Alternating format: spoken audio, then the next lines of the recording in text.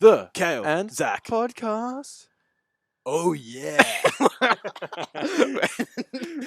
Hey guys, welcome to the Cale Zack podcast. Today we have Angie on, You do? Yeah. Yes. the you do. psychic gangster. I am totally the psychic gangster. Spiritual gangster. Spiritual Absolutely, gangster, I sorry. will own that 100%. Nice. 100%. Nice. Yes. All right. So, do you have any questions to ask her? What is a psychic? Oh, God. Look, I think that's like if you ask what's a comedian or it could mean a million things. I just know that what I come with and my gifts are very specific to me. So for me, a psychic is just really someone who can either shapeshift, energy shift, go into other people's energy, pick up stuff from other people.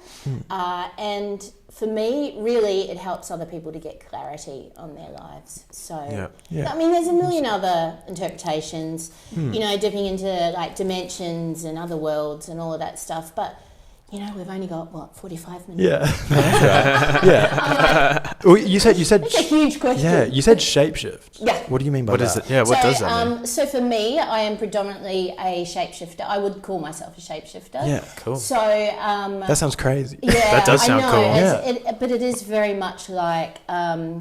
So I could be talking to someone on the phone and I don't know them, and I just pick up on their energy, and then all of a sudden I'm pretty much right next to them and feeling what they feel and seeing what they see, but really feeling the feels. Yeah. And even if they don't feel well or just stuff like that, I will pick that up. Yeah. It is Gotcha. like a full empath. And empaths, empathic people will feel everything from other people, environment, all the things.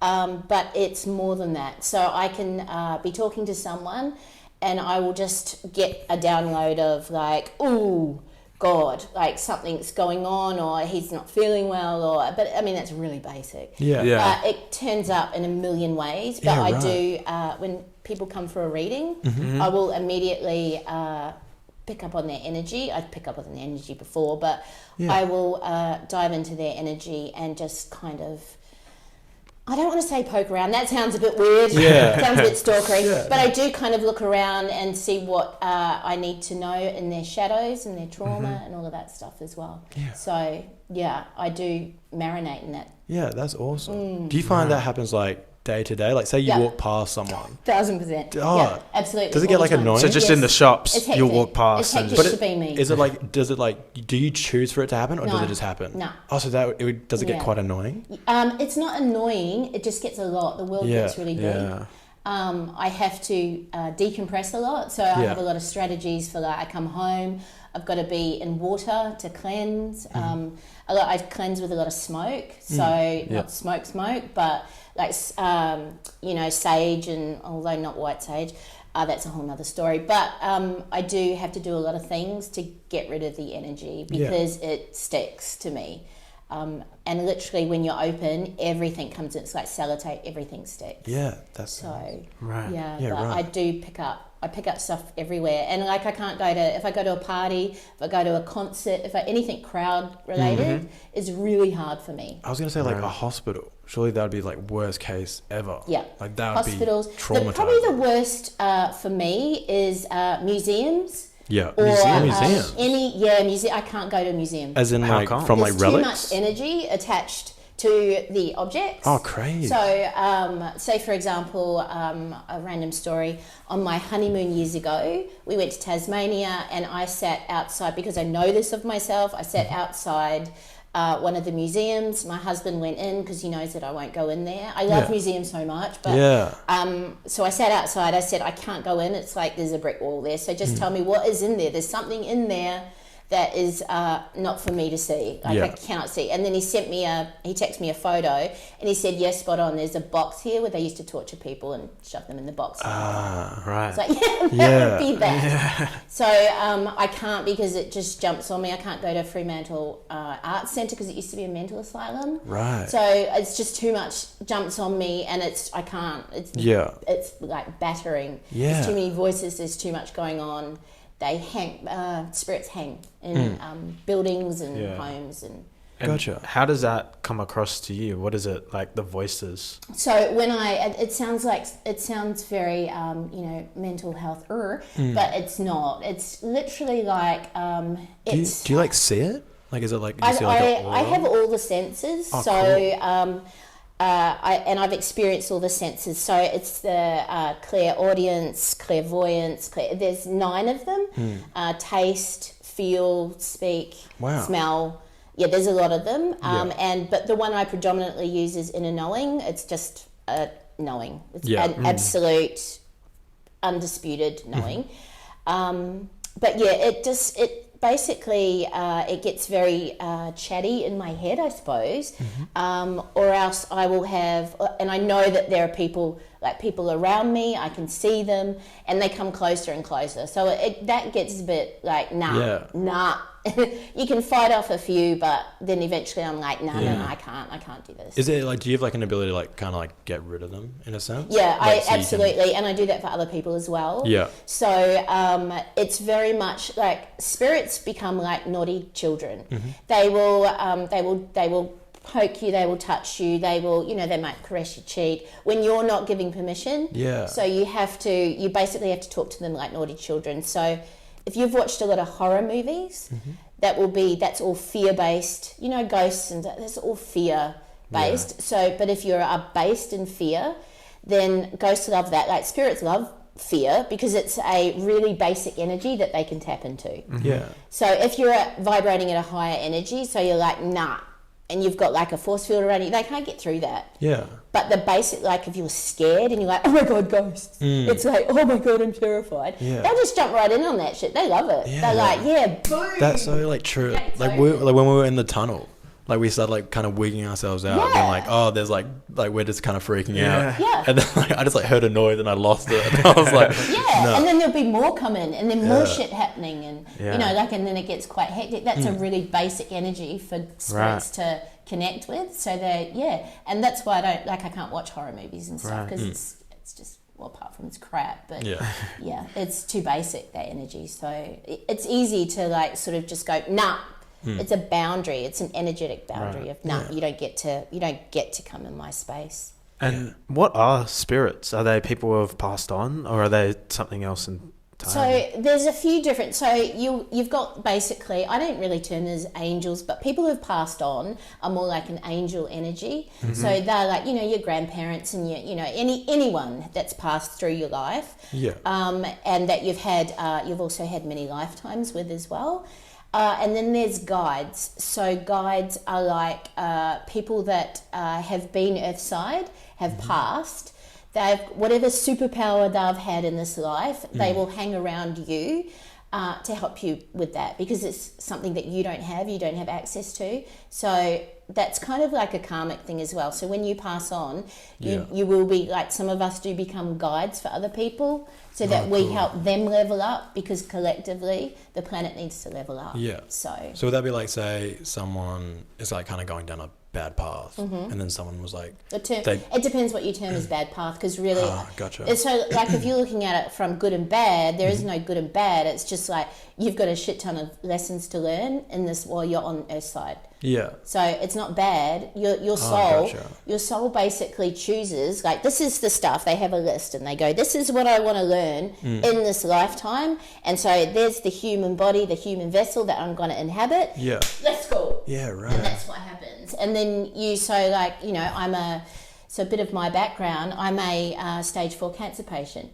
You wouldn't really know that. Yeah. But, and so my soul basically went, let's do cancer. Let's just add that to the list. Want to experience it. And I've been there, done that, got through it. I'm still here. Yeah, awesome. I've got a lot of purpose. So yeah.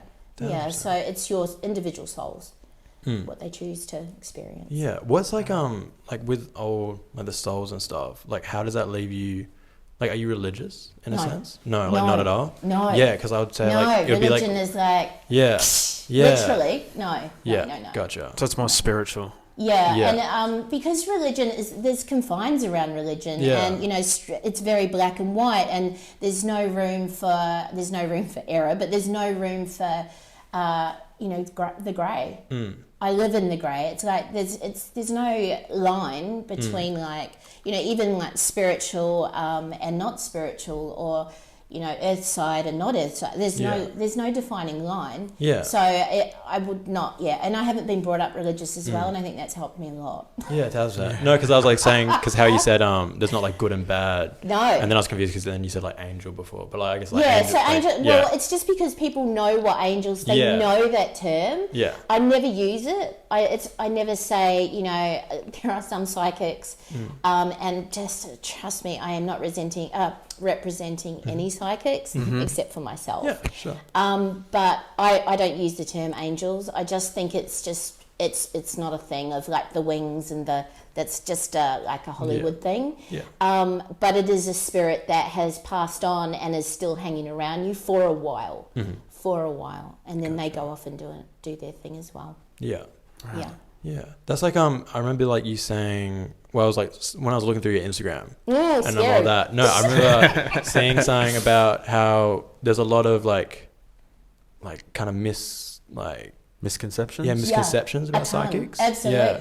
Oh my And god, like we want to know like, is like hell. Yeah, we want to know what's the bullshit. Like The what bullshit. it's like. So if like what I would be wary of is going to any psychic that predicted. Yeah. Because what happens is, like, even with photos, right? You where you are in that time dictates, like, you might be, and this is a really basic way of looking at it. Say you want to buy a car and you are obsessed with one type of car. Say it's a Tesla. Yeah. And, you know, and so everywhere you go, you see Teslas, like, everybody's got them, da, da, da. Yeah. You're marinating in that shit, right? And then you go to a psychic and they go, I see you getting a new car. I can see you getting a Tesla. And you're like, oh my God, that psychic's spot on, man. She nailed it. Nah, it's just because she's picking up the energy of like you putting all your focus into this one thing. That is not really hard to do, to pick up, like,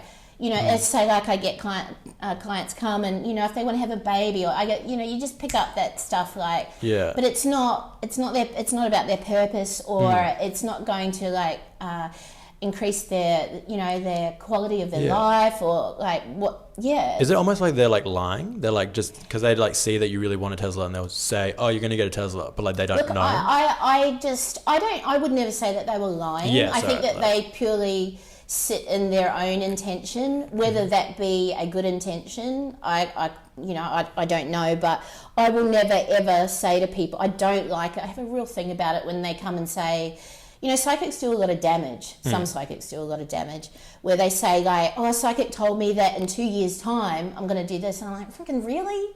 Like, really? Like, you know, or a psychic said to me, the thing that kills me is like, I'm in a toxic relationship, and a psychic's told me that we're going to get through it. And I'm like, awesome. So what strategy did that psychic give you to get through it? Like, I'll wait.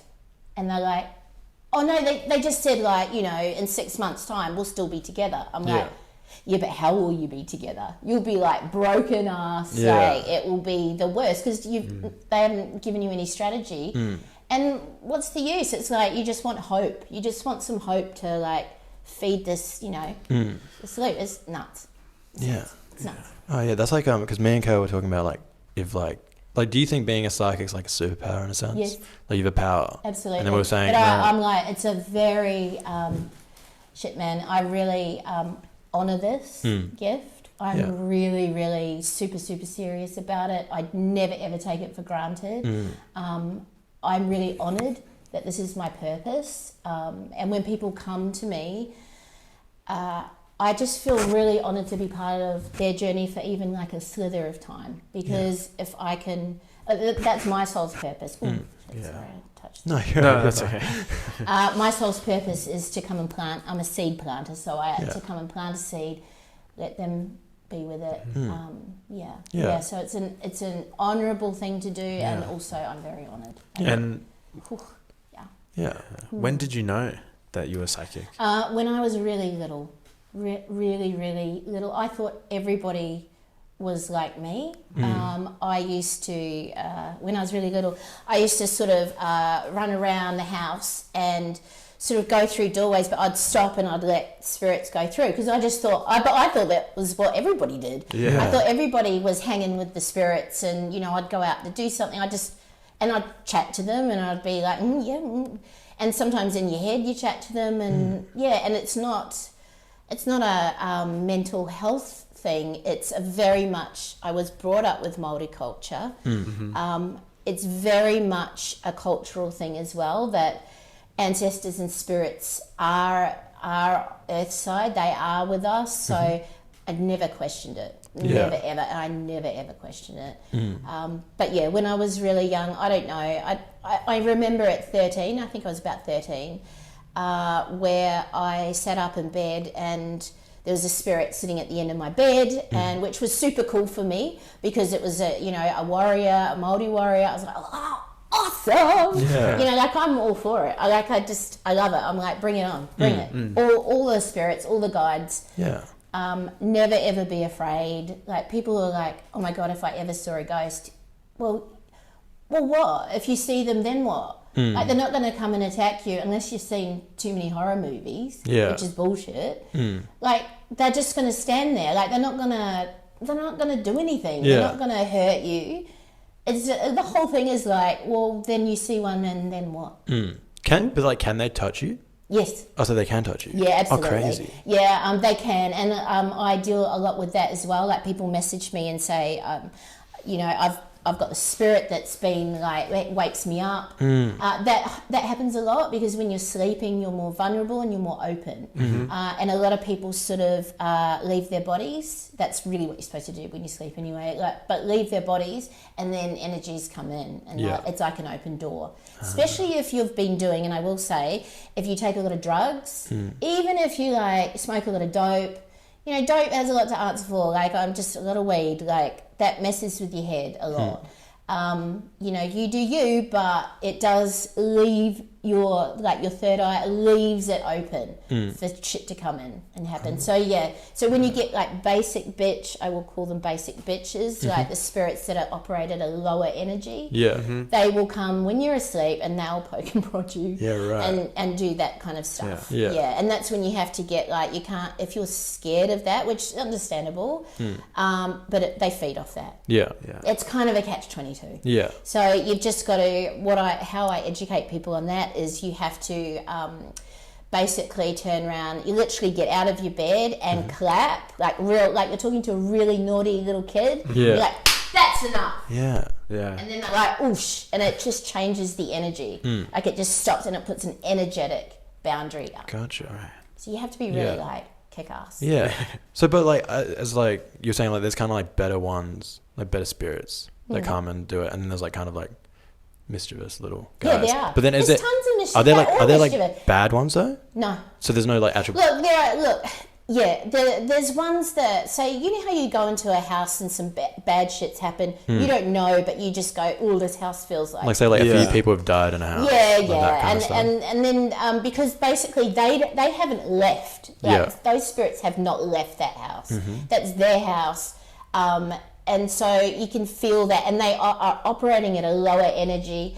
For me, I bought the house that I'm living in. I bought this house haunted.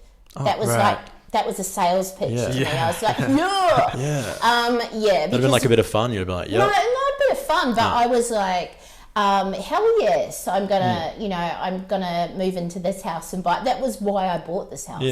I moved from like a brand new house because it was just like meh.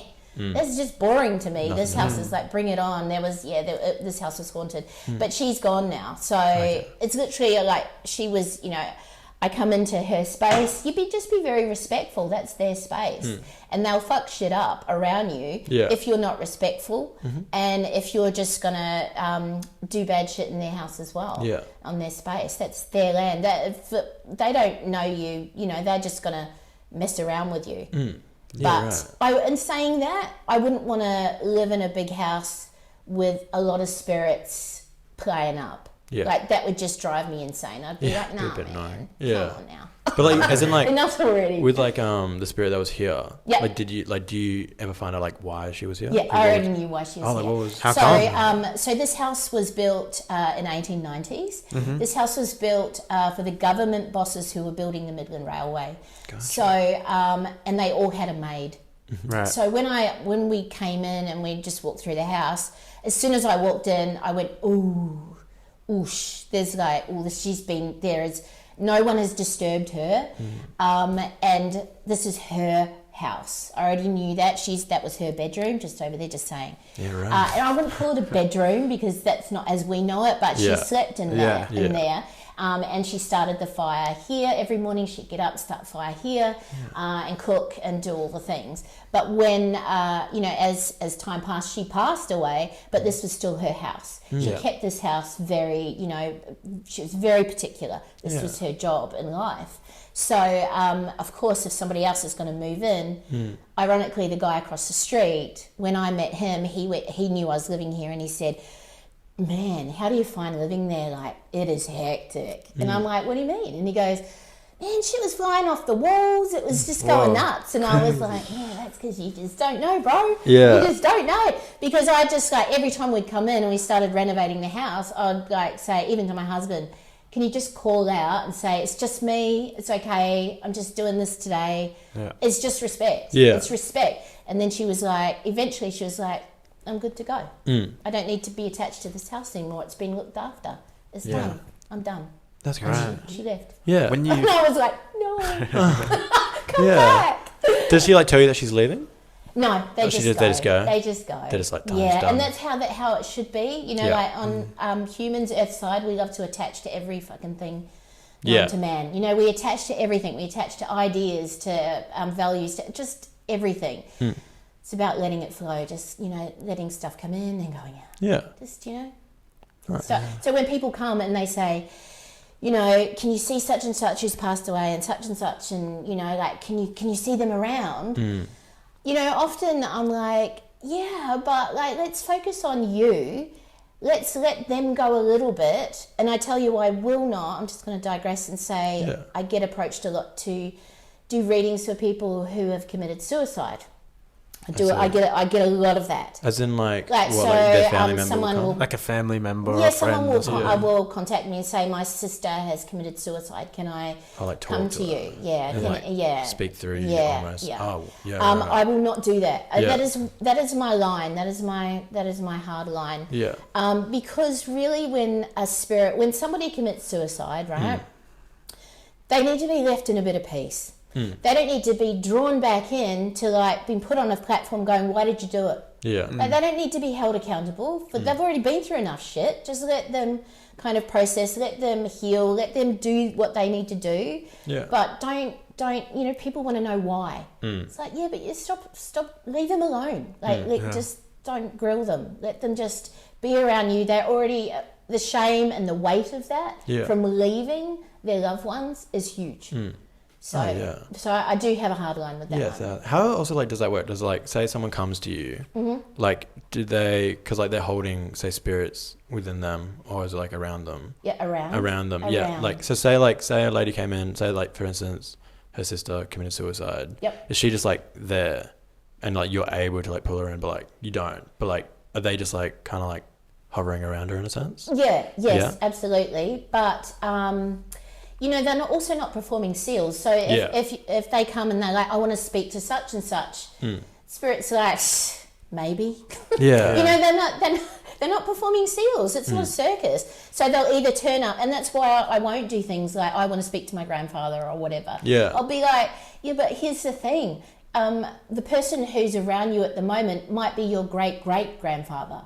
Because I can say, often I go, oh, okay, so there's a male energy, he looks like this, he speaks like this, who is it? And they go, well, I'm like, it's a grandfather energy? And they're like, well, that wasn't my grandfather. I'm like, okay, great-grandfather. And they're like, but that's weird. Why would my great-grandfather be? I wasn't close to him. I didn't know him. It's like, yeah, but that's your soul. You are not the same as your soul. Like, we live up here. Yeah. But your soul is a lot bigger than that. Your soul transcends time. So, you know, like it doesn't matter who's here around you, just because you've lived lifetimes with them regardless. But just in this lifetime, you might not know them, you know. So it's just getting attached to that idea of a grandfather, or you know. And as he's showing me signs, it's like, oh my Lord, probably showed you a million signs, but we're all walking around like that.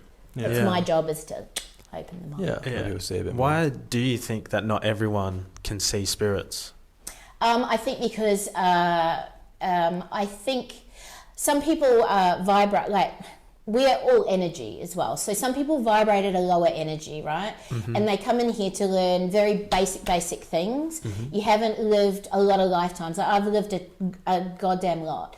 So, and I'm hoping that really, can this just be my last lifetime? That would be cool, because I'm ready to like go to the stratosphere. As in like reincarnation kind of thing. Yeah, just it's like your soul goes through each lifetime and says, okay, this amount of lessons for this lifetime, then pass away, then this next one, and it's just, you know, ticking the boxes of what the soul needs to get through to get to the end goal. The end goal isn't like heaven or, you know, the pearly gates open. That's a religious connotation, but don't fall for that one. But yeah. So what was the question? I digressed a million ways. It was, how come do you think that not everyone can see spirits?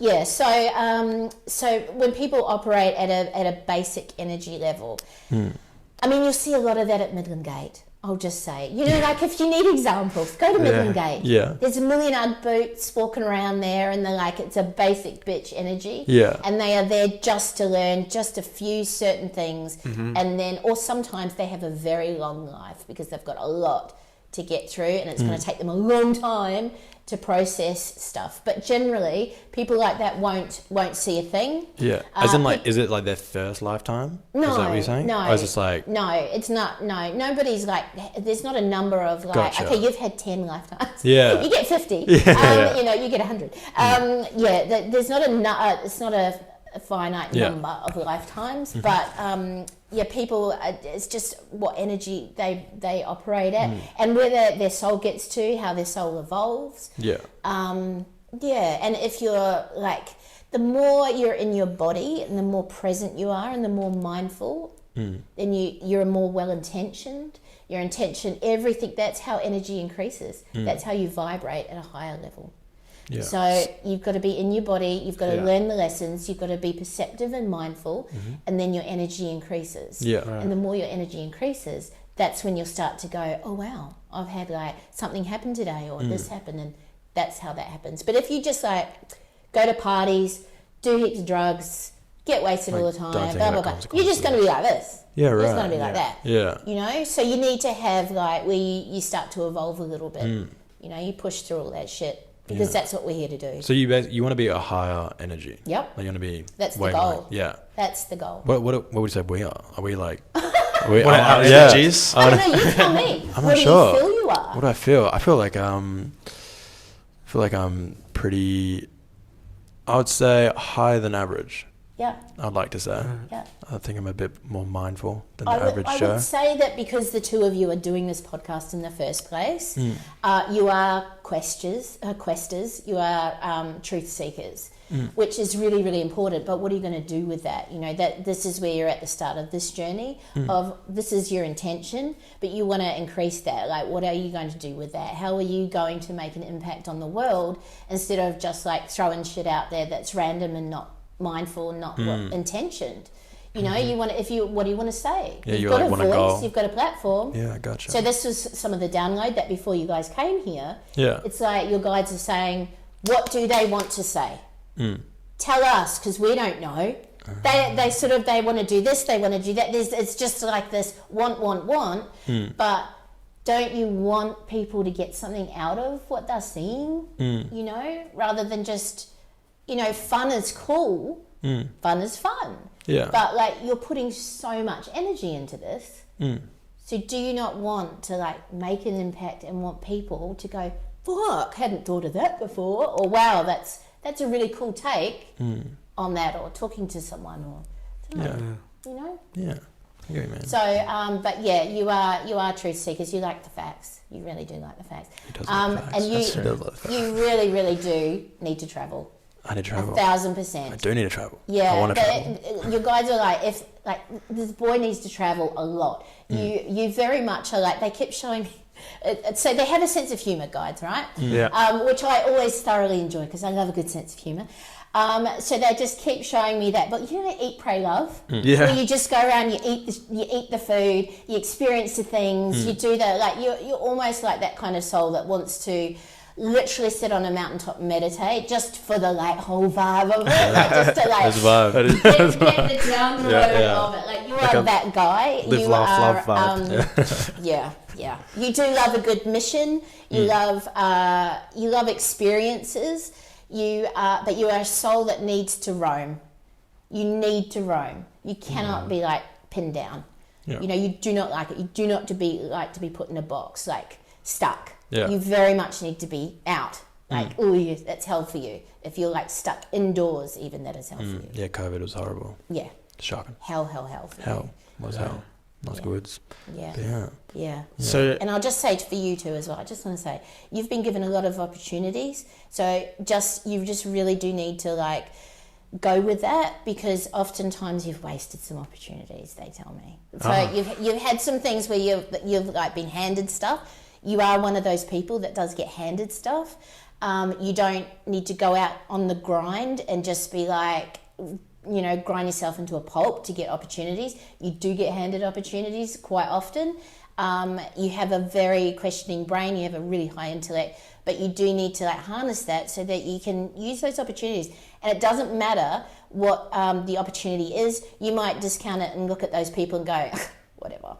But they'll still teach you something. Yeah. Okay. So important. So important. No, awesome. That was good. I enjoyed that. Are there spirits around us now? Yes. There's always spirits. I knew you two would ask me that. There's always spirits. That's what I've gathered from you. I'm not going to go, yeah, there's a man standing there. Yeah. No, I'm not going to do that. But yes. Yeah. Right. Yes. Next. Yeah. So, I want to ask about like with seeing spirits. Does it like transcend like to like animals? Yes, absolutely. So like you can like say you go like to a zoo. Yeah. That would be awesome. Go to like what? Like go to a zoo. Like go to a zoo. So and then see like past animals as well. No, as the I'm present. just that like would be hectic as hell. I'm like thinking more like is the lion like eating and like you can see he's like he's got spirits with him. Or is it not only with humans? Or is it like, can you see like the history of what that lion has went through? No. Kind of thing. Can you see thoughts? Okay, hold on, wait. Let's break down the animals first. So the animals, can I see thoughts? Yeah. The animals. That's a big jump. From animals to can you see thoughts? My brain's going. It's firing. Mind question. Yeah. The animals, so if you've been close with an animal, that energy absolutely hangs around. Animals love to hang around, they're passed away, they love to just hang around humans. They are the one energy that will just hang around because they don't need to like keep evolving. It's not their job to evolve into a human. They'll always be animal spirits, so they do hang around. So like your, favorite pet that you had does hang around, absolutely. They don't know time, they don't know like they don't need to pass on. There's nothing like that. Yeah. It's their energy. They like to stay with their human that they were close to. So that's an absolute thing. So if you sort of walk into a room and you get this like memory and you're like, man, I haven't thought of that animal for years or whatever. Or you see like if you're visual and you see something like then it's that animal, but they're just hanging around because that was their human. They love their human. Yeah, gotcha. Yeah, but what about for like animals that don't have humans? Like say like a crocodile. So like, is that holding on to anything? well, I was thinking more so like you're talking about like pets. Like say there's a dog, But I mean like this is an energy connection. Yeah, right. Like it's but like say if an animal doesn't have a connection, it doesn't have a spirit. Well, but why would they? Like they just go back to the earth, right? Because like literally, why? There's like no point of it. No. I gotcha. Right. No. Okay. Not really a purpose. Yeah. And so you mentioned before the different dimensions. Yeah. What are the dimensions? Good question. Thank you. If I really, really, truly knew that, I wouldn't be here. Right. Right? I would be like, I will have ascended. I will be like, whoo! Right. I'll be like, off there. Yeah. But I guess you get like a 2-dimensional object, you get a 3-dimensional object, and you get the 4th dimension, 5th dimension. It goes up in energy. So everything vibrates at a different energy, but the higher you vibrate and the more that you know and the more that you use your intention and you learn and you use everything that you learn, you process everything that you learn, and you don't make an impact on earth in terms of negative impact as much as you can. As much as you can, your energy will increase and you'll vibrate at a higher level. Then you'll find it really hard to hang with the basic bitches. Right. Really hard. Like eventually you two will you'll both go to say something social where you used to hang out with dudes and like get on it, whatever's, and then you'll be like, man, I'm just not feeling it. I'm just like, what? Like, dudes, don't you want to like do something else? Don't you want to? So that's when you know that you've just leveled up just a little bit more. A little bit more is when you find it really hard to hang out with people who are at a lower energy. Yeah. It's tough. Yeah. Yeah, it is tough. Yeah. With also like how you said like I feel like I already asked this, but like, you know, you said like those superpowers, like it's a superpower. Are there like That's my term for it. Yeah. I just love the whole thing of it. Yeah. It's a superpower. Are there like super villains? Like are there like evil psychics? No. Like are there like look, I think, I do think it does really piss me off. The psychics that are an ego. So if they're an ego, they're all about, and you see it everywhere in the wellness industry, like, yoga, yoga's a big one. Or just like, the whole thing of like, oh God, it does my head in. Just the big gatherings, the big, we're just going to sit and connect and we're going to, I've had the download, everybody, and it's just so much ego. But it comes from ego, and that's a lower energy. That is not a higher energy. But people are like watching this shit through the internet and eating it up with a spoon. Yeah. And then they're like, and they don't question. That's the problem. That is the problem with the internet. As much as I love it, people, it takes away your questioning mind a little bit, because you do tend to have a diet of garbage that's just constant, and then you just kind of forget that, like, what? That doesn't make sense. What? So, or else sometimes you'll go, nah, that's crap, and then you get on your soapbox. But yeah, generally, that's yeah, I say. Yeah, but and supervillains. No, it's just people who use platforms. I mean, I look at them like that would be a supervillain. Yeah. Because I hate that they're feeding people a bunch of bullshit. Like, I just can't. It does my head in. Like, and the predictions thing, the charging. If someone's gonna say, "Oh, I charge like by the minute," come on now. That's come on now. Yeah, that drives me nuts. Like, just question that. Question everything. If something doesn't feel right, question it. Always question. It's so important. Instead of just sitting there. I heard like someone contacted me recently and said, "Oh God, friend went to a psychic in Midland." I will just drop that in Midland, and the psychic was wrong about everything. Yeah. And it was all predictions. Like, you're going to do this, you're going to marry this, you're going to have this many kids, you're going to... and then the woman came away, like, she knew it was all wrong. And she did start sort of going, and the woman just kept going. So she just let her keep going. Yeah. And paid her the money, and then went, that was all wrong, and I'll never go again, and I'll probably never go to a psychic again because of that. And then I have to do like damage repair. Like I get so many people come in and go, okay, like, and they're so nervous, and they're like, the last time I went to a psychic, she told me that like such and such was going to die, or such and such was this was going to happen. I was going to have an accident. I've been told, actually, years ago, I was told that I was going to be a vegetable. Yeah, like disabled, like completely. Oh, right. Yeah, incapacitated. That the amount of fear, that planted a mega seed. I've never forgotten that shit. Oh yeah, never. So it's really dangerous. In the wrong hands is really, really dangerous.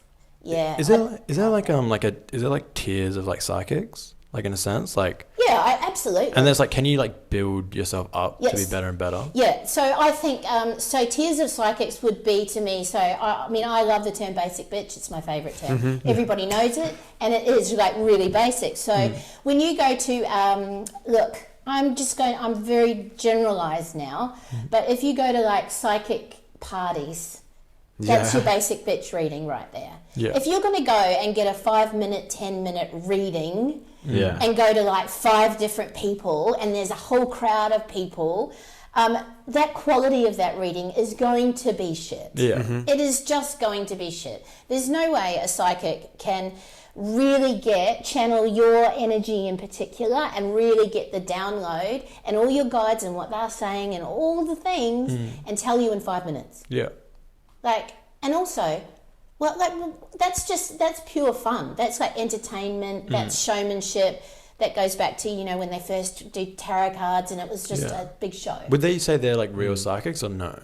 Like, would you say like they, like, say some of them, like, do you reckon a lot of them don't even have a gift? They're just like doing it for money? I think some of them, like, I've been to I don't go often at all, but I have been to like the conventions at the psychic fairs. Yeah. Okay.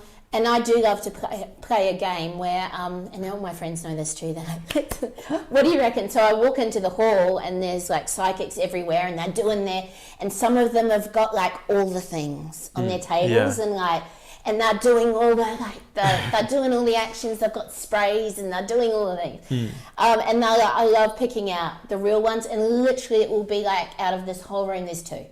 Yeah, out of this whole room there are 2. That have an absolute genuine gift. There are 2 that I would go to. Yeah. Probably only 1 at the end of the day. Yeah. But generally I've been and just gone, I'm not going to any of them. Why would I go? Because they'll just tell me some bullshit and I'm like, I can't be bothered. Yeah. And then I'll tell them stuff back because I get a bit like, you know, if they're telling me wrong stuff, which they would, then I'm going, on board now, I'm just going to tell you stuff. Yeah. Then I'm like, oh man, I'm paying money. Yeah. Yeah. So yeah. Yeah. Is there like psychic battles? Yeah, like just like who's better, like basically. That's ego. Ah, gotcha. That would be ego.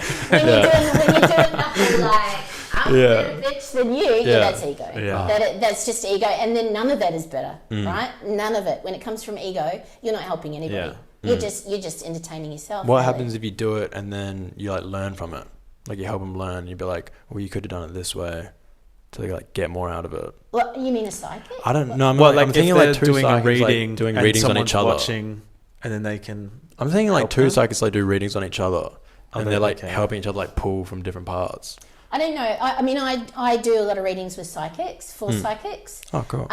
So, which is actually like my greatest honor, you know, man, I love that. But it does astound me with some of them. It actually freaks me out that they're going and, you know, I'm saying, well, you know, like your guides are saying, you know, what are you doing? Like, how are you looking after yourself? This is really basic, but how are you looking after yourself when you're giving out so much to other people? And they'll be like eating junk food, you know, drinking heaps of alcohol. I don't know, just basic stuff. I'm like, nah, man, you're not of value if you're not walking the talk. If you don't walk the talk, fucking no, step off. Don't do it. Like, so that's what I'm a real big advocate for that. Everything that I say, I must have walked the talk with it. If I'm going to tell people, okay, this is what needs to happen, I must have walked the talk to do it. Yeah. You know, I won't. Yeah. So I'm kind of like a spiritual psychologist as well. Yeah. You know, of course, I'd never used that term, but when I went to my psych, she's like, "You do what I do, but in the spiritual world." It's the same, but different. Yeah. So you're basically just telling like just very generalizing of what you do, but like, as in like saying you're just getting people to better themselves in a sense. Yeah. Like, because that's my purpose, right? So we're all on this earth to level up. We're not on this earth just to like, oh, I hate that. We're here to have a good time, not whatever.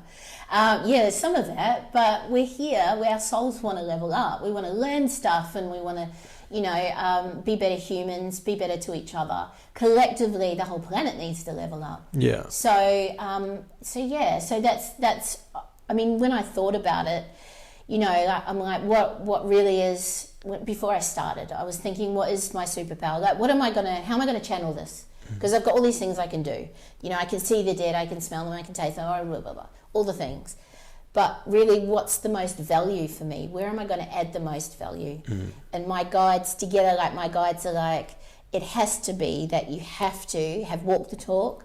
You have to have, you dive into their energy and you look at their life and where they're stuck. It is absolutely, that is your purpose. Yeah. So where you're stuck, That's my superpower. I literally get the crowbar to your ass and go, let's just sort that out. Yeah. I do blow your shit up as well. So people, I'll talk for an hour. I get them to record it because it goes very fast. Yeah. And their guides are like chatty. And then they always leave better than when they came in. That is also my purpose. Yeah. They cannot leave feeling worse.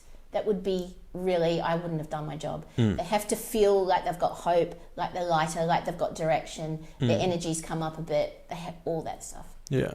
Yeah. Have you had any like bad like clients per se? Or like, So like people wanting like you basically just to like I'm assuming there's a lot of people that come to like psychics like wanting just a lot of drama in a sense. People really want to, they really want to hear what they want to hear. Yeah. And straight away, because of that will be the first thing that I'll say is, okay, today the reading's on this. And they're like, but I don't want to talk about I don't need to talk about my relationship. I wanted to talk about my career. And I'm like, the guides are like, nah, career's not it today. It's their relationship. Yeah. And it's always spot on. So the hardest people to do readings for, I would say, in my opinion, are people who come and they're like, it's weird. They want to come for a reading, they want to know the things, but they don't want to give you anything. So they're like, no, my walls are up here. Yeah. It's your job to you have to do all the work, and I'm just going to sit here like this. As in they don't believe in it in a sense, kind of but thing. then why do they come? Yeah, that's it doesn't make sense. I'm like, Yeah. man, you came here, you want the information, you want me to read for you, but you're sitting here like this, and you're like, no, it's not a thing. Nah. And when people do that, really though, I just get more stubborn and I go, oh hell yeah, strap in, because it's a thing, and I'm going to tell you why. Yeah. So that makes me more determined. Right. Really does. And I did a reading where it was really hard. I was exhausted after it. And she hated it. She hated me.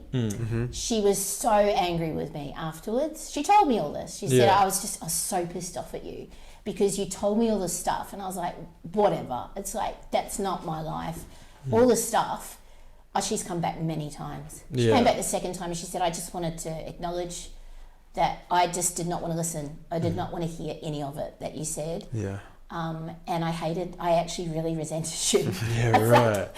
Winning. Yeah.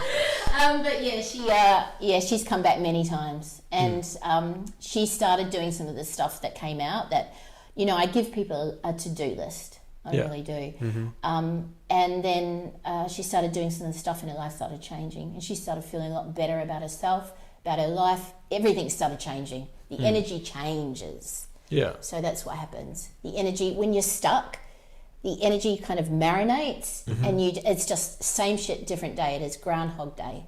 Nothing, no joy comes in, no joy goes out. It's just the same, different day. Yeah. So when you come and I go into your energy and I'm like, okay, where are you stuck? Mostly it's trauma, mostly. Yeah. So I deal with, that's why I'm very psychology kind of coming from that. Yeah. Would you talk them through the trauma, or would you get them?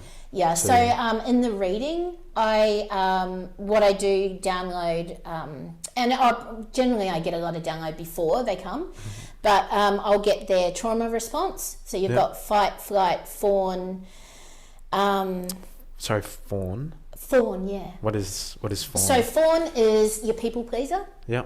Fawn is, I will do anything for you, please love me, please don't leave me. Right. And fawn is the love bomber. Fawn is the, oh my God, you're amazing, you're everything. Everybody, always interested in what everybody else is doing, never focuses on themselves. Yeah.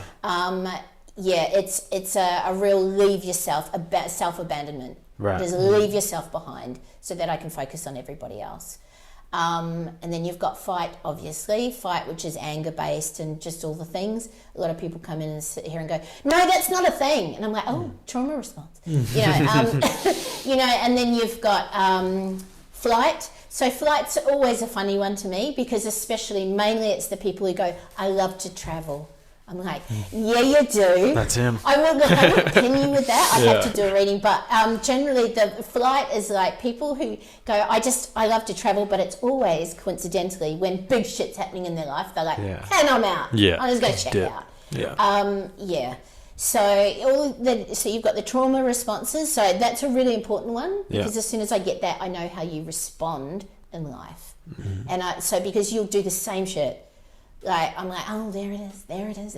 So as soon as you even know that, like, oh, wow, that's my trauma response. Like, oh, yeah. Like, you can, and then you can join the dots. Yeah. And then you can go, then people message me and go, okay, so when you said that, is actually, you were spot on. I'm like, yeah, no shit, man. Yeah. Like, I just kind of, So I get that. That's really important to figure out sort of like your next purpose, how to get you unstuck. Yeah. And why you're doing the same shit and not learning, and why you don't want to look at it, and all the things. That's my job. So let's just take the blinkers off. Yeah. Gotcha. I'm trying to think what I'd be. What do you think you'd be? Flight, fight, fawn. Oh, what would I be? Yeah. And freeze is the other one as well. Freeze. So freeze is... Well, I just froze. That's probably where I'm going with that. So freeze is like where you literally do stand still. You find it really hard to make decisions. You procrastinate a lot. You're just really hesitant to move forward. When something big happens, you tend to sort of cocoon and you tend to go into yourself a lot, and you just want shit to happen around you and like just everybody else sort it out because I can't deal. It's a real check out of life. But it's necessary because say if you're being hunted, like if you're being hunted in caveman times, you literally, if you stand still, you could get bypassed by whatever. Yeah. So it's literally a primitive trauma response, nervous system response. Yeah. I feel like I'm all of them. Yeah, all of them. Yeah, I feel like I do all of them. You can absolutely go into all of them, of course, because Depending you're like fight, flight, deal with things. But from childhood, you'll have one trauma response very specifically, and you'll also have one narrative that goes into childhood. So it could be common ones are things like I'm not enough, I don't matter, I need approval, I need to be validated, things like that. There's a common like narrative loop that you'll have, and you'll go into it when you're triggered. Gotcha. Yeah. So you'll have one main one that you go to, and when you know that, like especially someone like me, when I say, this is it, this is your narrative, and this is your trauma response, and next time, so down the track, when you know that, you'll go, oh my God, is that why I do that? And then you stop shaming yourself so much with, why the fuck do I do that all the time? And I'm always doing that, and I'm always messing up, and I'm like, you start to lighten up on yourself a bit and learn. Do you is the goal to like kind of stop it from happening? No, because it won't stop. Okay. Like it's a learned behaviour. Yeah. You can't really unlearn it back to zero type of deal. But it is just the goal in everything is about noticing and being mindful, and then choosing a different reaction, a different response. Choosing different, pivoting. Pivoting is my favourite word. Pivot, my favourite word. If something's not working, pivot. We get so attached, like I said, to things. So So that will help you just sort of go, rather than just going along there and banging your head against the wall.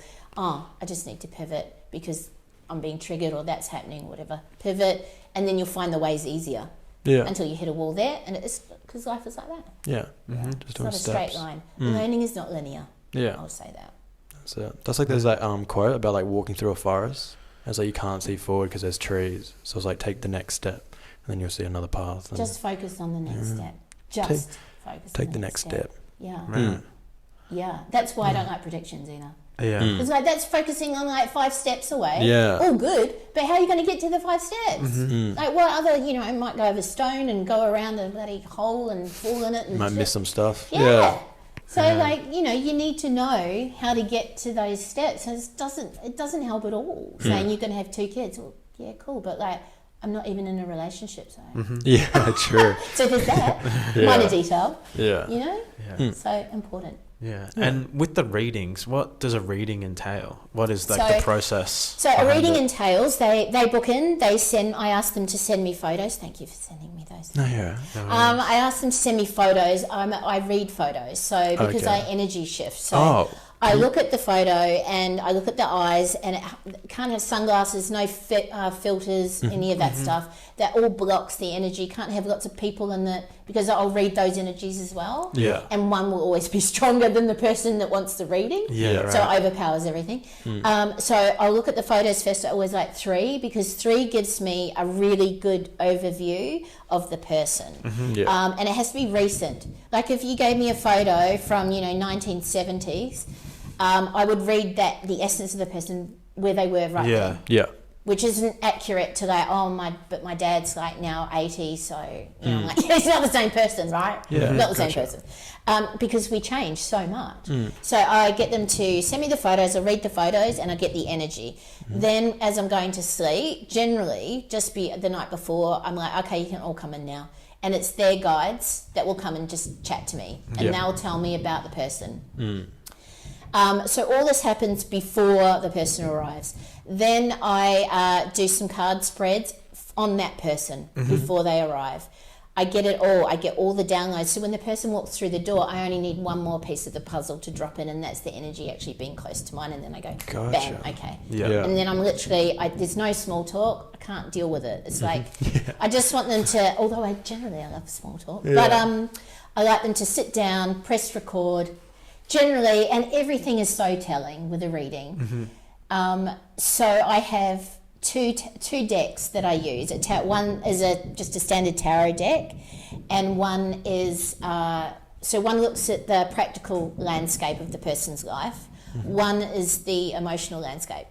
So I need to have 2. I split it up because that gives me a really thorough view as well. Because especially if the person's like this, or they're like, I don't know why I do that. I don't know. I'm like, Lord. We're going to start from the beginning. So it's a lot to have to, I have to tell them what they don't know about themselves, which is a lot. Yeah.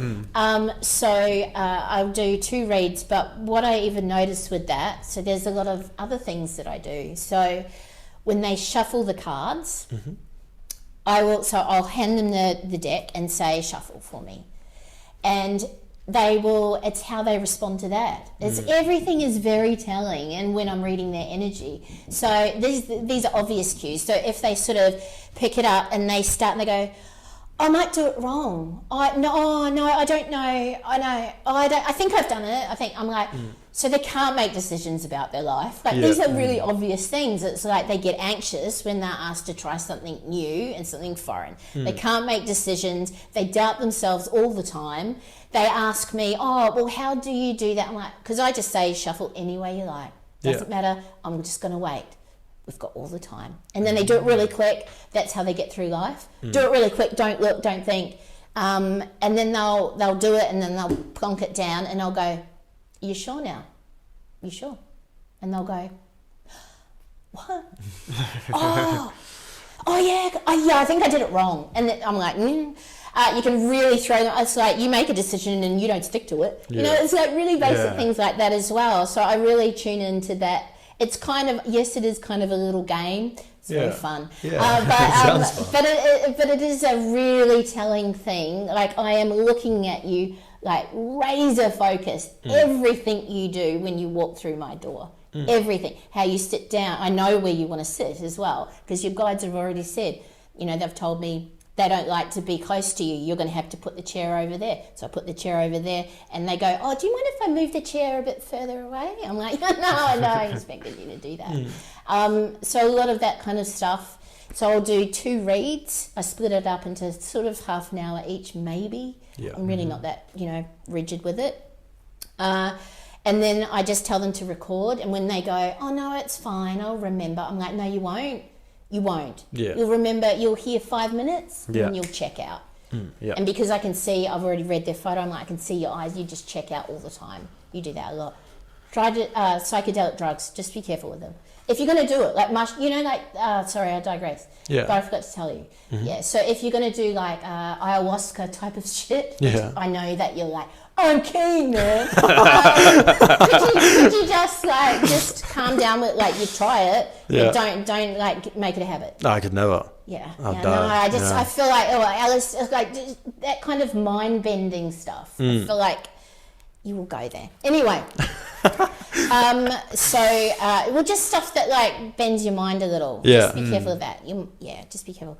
So I'll do the two reads, and then I'll just talk for a solid hour. But I'll say to them, ask me questions, because when you don't ask any questions, your guides go quiet. Yeah. Like they really do. They're like just going to ask us. Otherwise, I mean, they've told me everything, and I say it. I'm like, what else do you need to know? What else do you want to? Like, what do you want to know? Because it's the worst. Like when they just sit there and they're silent. Yeah. I'm like, it's a collaborative thing. Yeah. You need to like give some energy, and then your guides will go, oh, blah blah blah blah blah. But they need to know. Like they've got specific things they want addressed, which I'm like, okay. But some of it is like about me choosing what's, some of it I do have to sort of be exceptionally mindful how I talk about it, how I translate it. And that's one of the things with psychics who are somewhat dangerous. Yeah. When they just say, they could do a lot of damage by going, like one woman I was talking to, she used to read for people, and she just blurted out, she was reading for a couple separately, and she said to one of them, such and such, your wife, just be careful because she's watching a lot of porn. Right. Like that just causes that's just so dangerous to say that. And she said, she looked at me and she went, "What? Well, what would you have said?" And I said, "I would have said, just be careful because the internet is quite toxic. And when they're looking at the internet, they're digesting information which isn't helpful in your relationship." I would not have said porn. Yeah. It doesn't matter if it's porn. Like, it does not matter. What matters is how that person is digesting that information and using it and creating a toxic environment. That's what matters. Gotcha. So, so they sit there for an hour and then their mind explodes and they leave. Yeah. And I give them a hug. Insane. And then they go, "Be well, bye, take care." Yeah. And then usually they always go, "So when do I need to come back?" And I'm like, "Your guides say 3 months." Yeah. And then they message me and go, "Really? Because I'm thinking 2." And I'm like, "No." Yeah. No, you can't come back before then because you won't do the things. Right. Nice. If you don't do the things, It doesn't happen. yeah, and sometimes they'll go, "But I really need to," and I'm like, "Okay." So they come back and they say, "Oh, this is pretty much the same as last time." I'm like, "What have you done different?" And they're like, "Oh, yeah, Yeah. no, I haven't really."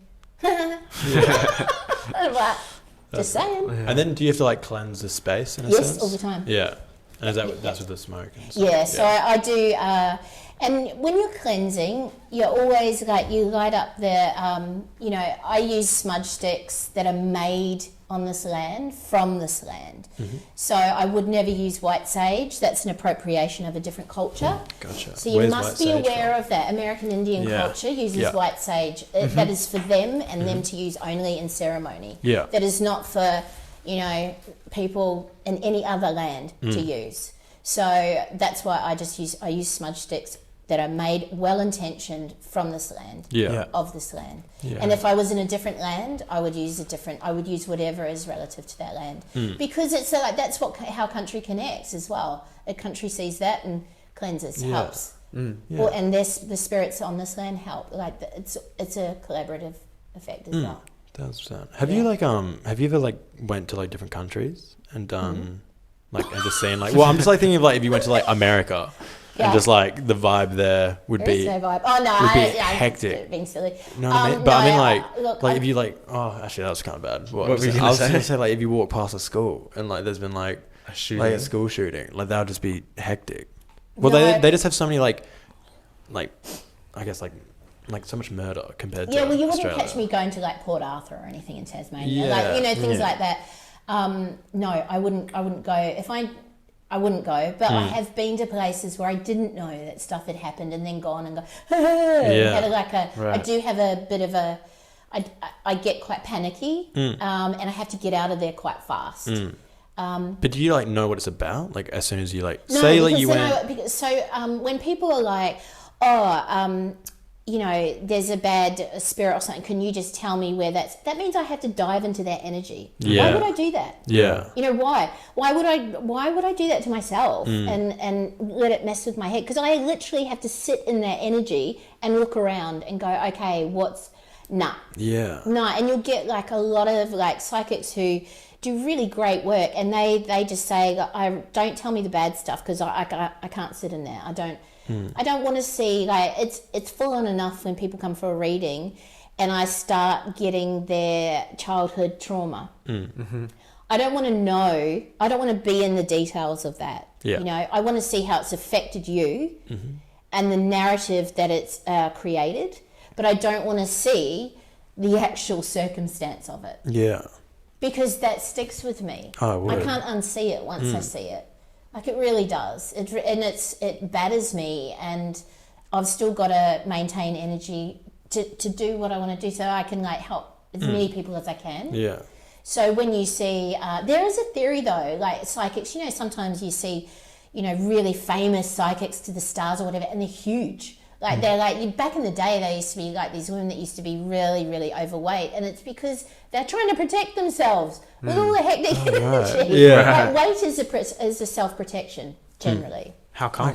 Because it will literally, like, how do you... How just in the physical sense, in the physical sense. You like, when you gain weight, you know, when you like get in a relationship, this is this common thing. You get in a relationship, you get comfortable, you put on weight. Often that's when you'll start putting on weight when you actually hit obstacles. Like, really important, like, now we're going to do the real work. Like, getting together was not the work. It's when you're together and your two energies align, and that's the work. That's when it starts. So then that's when people start putting on weight, because they're like trying to protect themselves and all the things. It's not I'm comfortable. No, it's not. It's not. You're not comfortable. You're just like, now the work started.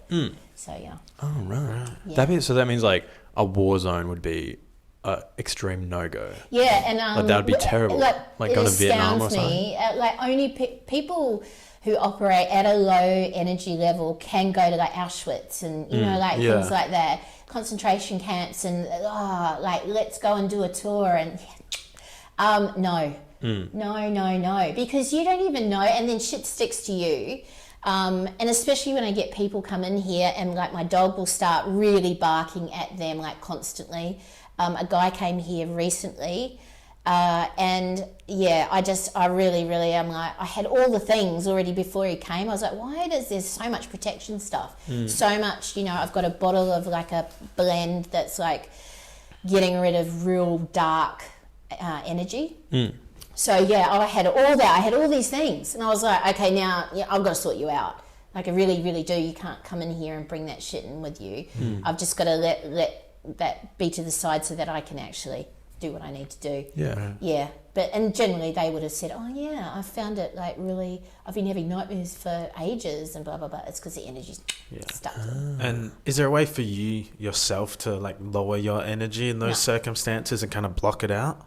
I'd never ever lower my energy ever, because once you it's like look, if I was going to say, it's kind of like, I guess, if you were bodybuilding or something, or trying to get fit. If you got to a peak point, but then you went, I just want to sit on the couch and just eat Doritos and game. And that's what I want to do. Like, that's back to basic bitch. So you would lose some of that ability to like connect with guides and contact them and stuff. But really, I don't think it's possible. Why would I even want to do that anyway? Because it's just like each time I level up, I'm like, winning. Like, it's such a cool feeling. So you recognize yourself when you level up? 1,000%. Absolutely. And it's generally too, it's like there'll be something new that will drop in with my gift. And sometimes it switches on and I can't switch it off. It's like really hectic sometimes. Do you like know like the like pinnacle of it though? Like, do you know like how far it will come? No, that would mean there would be a roof to it, or a ceiling to it, a finite end to it. The only end to it is when I ascend into the universe. Gotcha. Is there like a gold standard on Earth, like a psychic you can look to and be like, wow, they're super high level? No. I have a lot of admiration for psychics that really how they translate the information is in a way that people can digest it. Like I always say, make it palatable for people. And in doing that, though, you have to tune into their energy and know how much they can handle. You know, so I'm not going to sit here and I'm not going to tell you guys, okay, this is your childhood. I could crack you open. Okay, I could literally. It's so hard for me to date. I'm just going to say because I literally, no joke, and this is a fun fact. So, like, you know, first dates, literally every guy has cried. Wow. Because I crack them open because I'm like, I want to see your trauma. I want to see all the things. Yeah. I want to see what I'm dealing with. So I'm just going to get the download, and I get it straight. You know, I get it straight away. I've already read their photo. I've already got the download. So it's just a matter of when I meet up with them, and then I start. And I'm getting better, but it's really difficult because they've got their guides sort of going, "Yay!" Like she knows. And so literally, I can crack them open. And I'm not saying from an ego perspective, it's just that's what happens. I get them to a point where they get vulnerable. And also too, because I want to help them. And I want to, and they're not, you know, they want to know why, like, they're like, I don't know why I do this. I do it all the time. I'm like, okay, let me tell you why you do that. And so I just, because I'm a seed planter and if I get the information, I really can't ignore it. I feel like that would just be doing a disservice. Yeah. To like hold information. If I just be like, that's not for me to hold. So I'm just going to say, and generally too, it's because, it's not my person anyway. So that's okay. I can just like, but it is hectic. Yeah, sounds like it. Yeah. It's super hectic. And those guides, are they the same as spirits, or are they spirits who are like attached to a person? No, so spirit, well, I always say spirit is in, that's just my term for, I like the term guides. I would say it's same but different. So because guides have a purpose in like guiding you with the superpower that they have, guiding you to put some of that into your life. And then once you've got it, then they check out and a different guide will come in. Okay. So it's like a roster system where they're like, nah, he's got it now. He's got a little bit of it. That was my job. I can go off. Could you give like an example? Like as in like... Say like, oh God, it could be anything. It could be something super basic, and a guide doesn't have to hang around for ages either. It's not like lifetime, your whole lifetime or anything like that. Would it be like, say, someone's like lacking like appreciation, so there'd be like a guide to like get them to appreciate more, and then they'll... It would be more so in the like case of, say like if you had a difficult, say like one of your parents was really difficult, say you had a mum that you had a difficult relationship, really contentious relationship with forever. That guide has experienced that and harnessed and known how to sort of work with it and sit with it.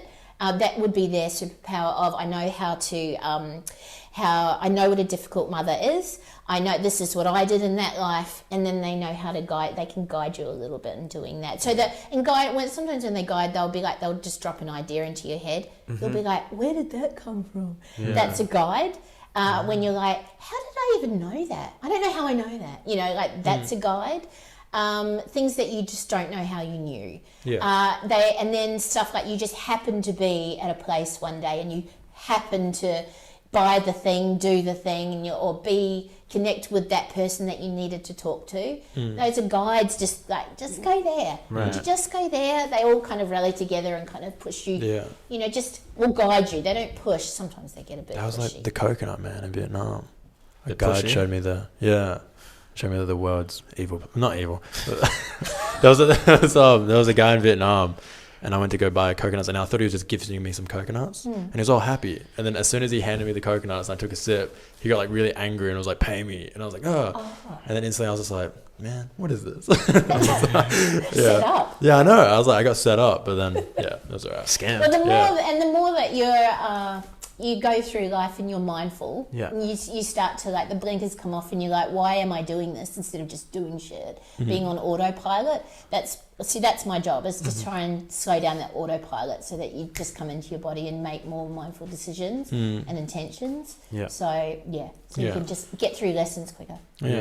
And do the guides, do they ever give like tough love? Do they ever kind of push you down a bit in order to make you realize something? Man, they come in here, like person sits down they sometimes they get really, really pushy at me. Like they're like, tell her that she's not listening. And they get really pissed off. They get frustrated. And that frustration, how I translate that frustration is generally I swear a lot in a reading, like a lot. Like it will be, I'll say something, and I'll say it really in quite a harsh way. Yeah. But I'm mindful of it, but I just know, like this is, and it wakes them up. Like you can literally sit and go, okay, yeah, right, okay, you mean business. I'm like, hell yes, they mean business. Like you're not listening. So, but generally I won't say you're not listening to them. I'll just be like in my head. Yeah. But I feel their frustration because they're like, you just want our person to level up a bit. Yeah. They just level up a bit because we need to, we don't want to hang out forever. Like that's that's an afterlife sentence, right? For a spirit to be hanging out with you forever is like they've got shit to do. Yeah. Makes sense. Yeah. Right. Yeah. Too easy. Yeah, too easy. That's just too easy. I know. I would say it's a very hard job. Yeah. Being a psychic because people take there's a stigma to it. There's people take the piss out of it, or they're scared of it, or there's just so many things, and it's hard for me because I get your guides blah blahing. I have to translate it. I am the human. I'm a human vessel, human being, human doing. I will say sometimes I don't get it 1,000% accurate. Like it's just, they show me pictures that mean something to me. Say like they might want their person to they need a break, but they'll show me that in terms of like someone drinking a cocktail by the pool. And I'll go, holiday, they need a holiday. Yeah. But then I'll say, literally, like, you just need to go and sit and drink cocktails. And they're like, I don't drink. I'm like, damn it. That was like, because that was the quick download was like, they need a break. Yeah. So it's hard it's like you're translating a foreign language all the time. So it's hard. Yeah. It's hard work. It sounds like it'd be hard also, like, in the sense of, like, not like convincing, but like kind of like convincing the person that what you're saying is like true in a sense. I feel like there'd be a lot of like, some people would have a lot of resistance to it. They do have a lot of resistance. I don't I wouldn't use the word convince. For me, I would use, I can tell when the penny drops, like when it lands with them. So I'll say one thing and they'll go, no, and then and they'll say it a different way. Yeah. And then they'll go, and then I have to find another way to say it so that they'll understand it. Yeah. And when they understand it, you can see that they go, do you mean? And I'll be like, yeah, done. Okay, next. Yeah. You just have to say it in a way that they understand and that they can digest it. Yeah. Right. And are you talking to the guides using your own voice in the readings, or is it more in your head? Like a Scooby-Doo voice otherwise? Or just no. Or is it happening in your head? I don't they generally just chatter. Before the person comes here, they do chatter away and I will talk back to them in my head. Like, you're just talking to yourself sometimes. Yeah. Like, oh man, I've got to do that. Or I can't forget to do that. So it's a bit like that. Yeah. But they, and that's where I guess it's like telepathy is a thing, because a lot of the time it's like not concise language. It's just a knowing and a feeling and I've got to do, okay.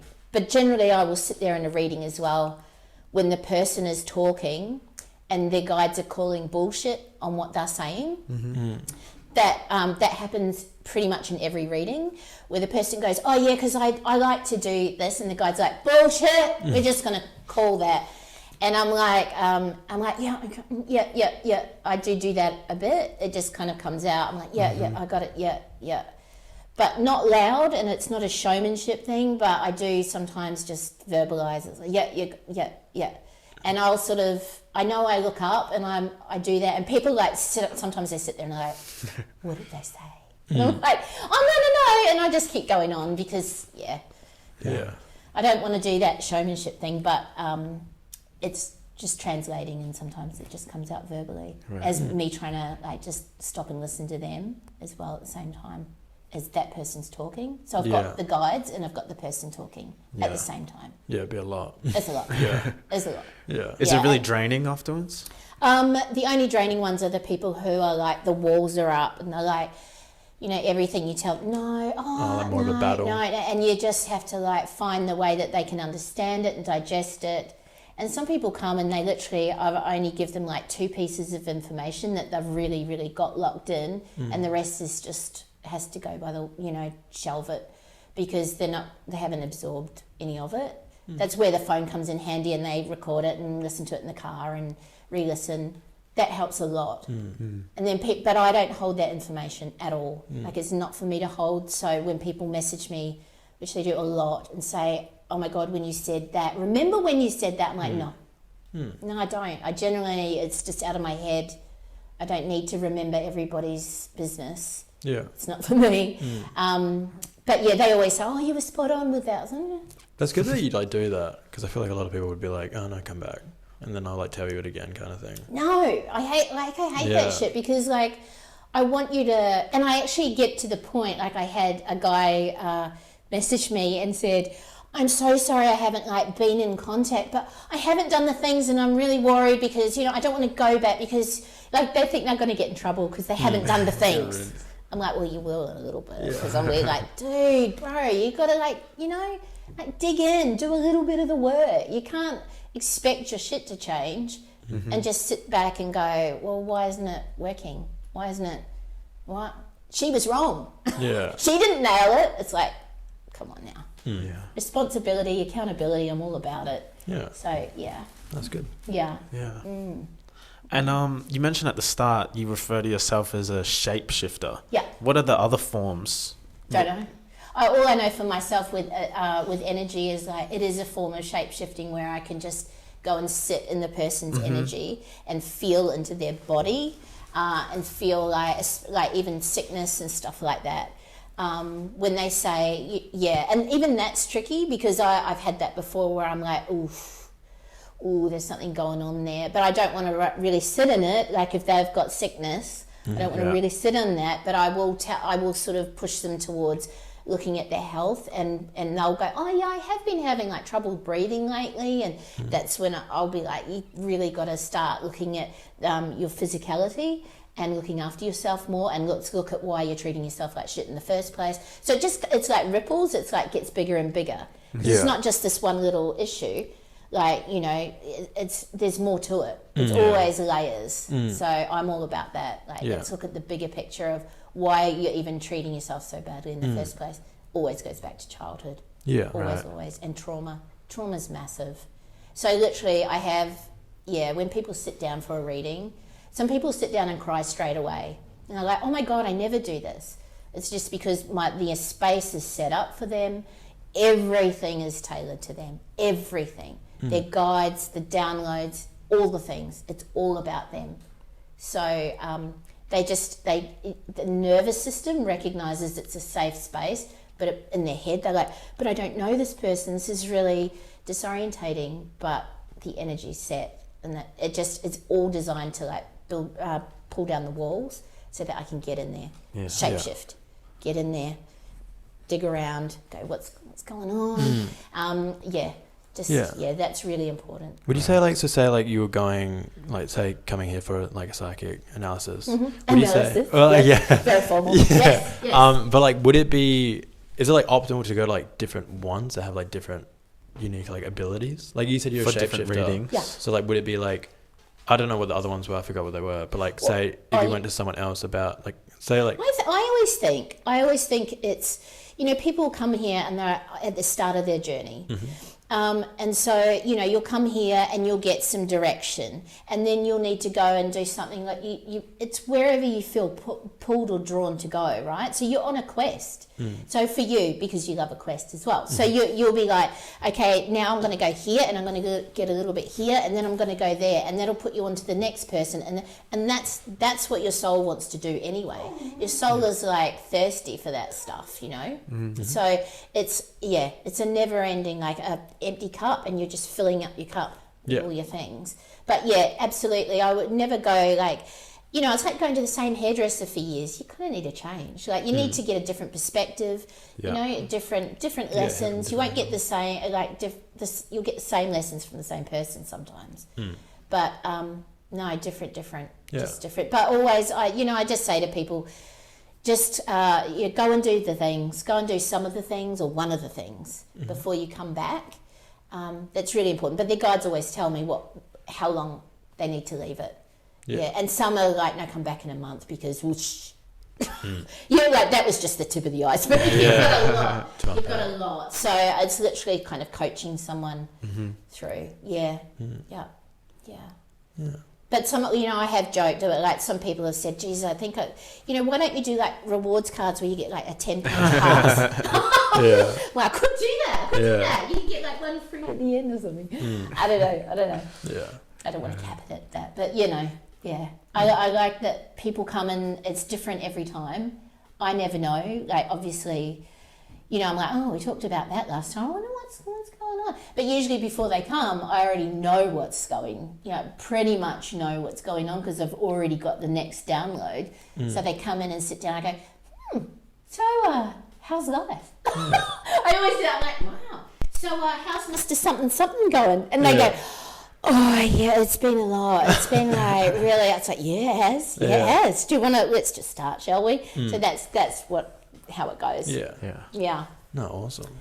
So good. I mean, I love human behaviour and talking to people and helping them is my jam. Yeah, it really, really is. No, that's good to see. Honestly. Yeah. It's very good. Yeah. Thanks. Tarot cards. Yes. Oh, what is the deal? What are they? Well, like anything, they're a tool. Yeah. So oftentimes, look, I like them because I like pictures, but they're like cue cards, right? To keep me on track more so than you. So I generally, a lot of the times, I will put the cards out, but I won't. Like a lot of clients go, "You haven't even looked at the cards yet," because I've already. Blah blahing, because it's like because I'm a shapeshifter, so I read the energy and I read the photos and I do all that stuff. But I like the cards because it just keeps me like, okay, now you need to talk about this because I do obviously talk a lot, so I tend to wander and digress, and it just keeps me focused and on task. And what do they kind of say? The cards. What do the pictures mean? That's a whole nother show.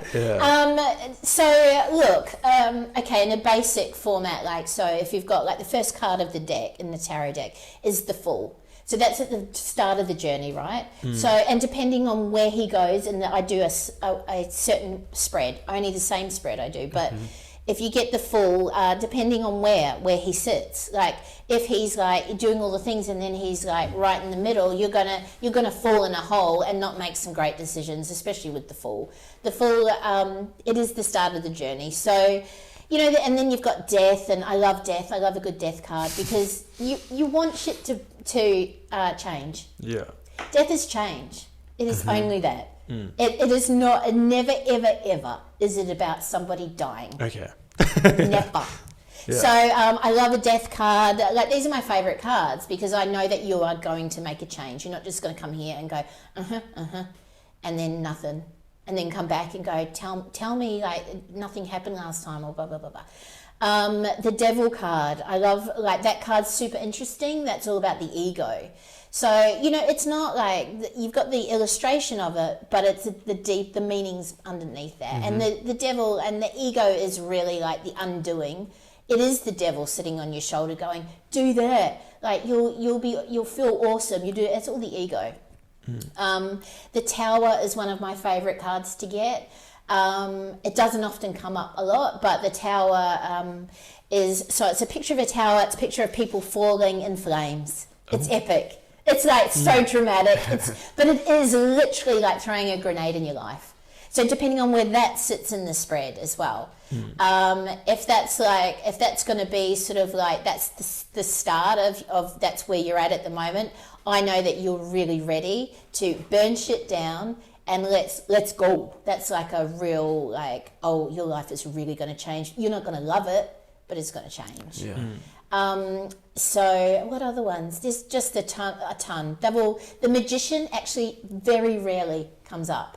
It's my favorite card. Like I'm like, if I get that card for myself, I'm like, yeah. I do a little happy dance because the Magician has got all the tools on the table, they're ready to, they don't need to go and get any more knowledge. They don't need to do all the things. They don't need to do the workshops, the retreats, nothing. They already know what they've got to do. They've got it all in themselves.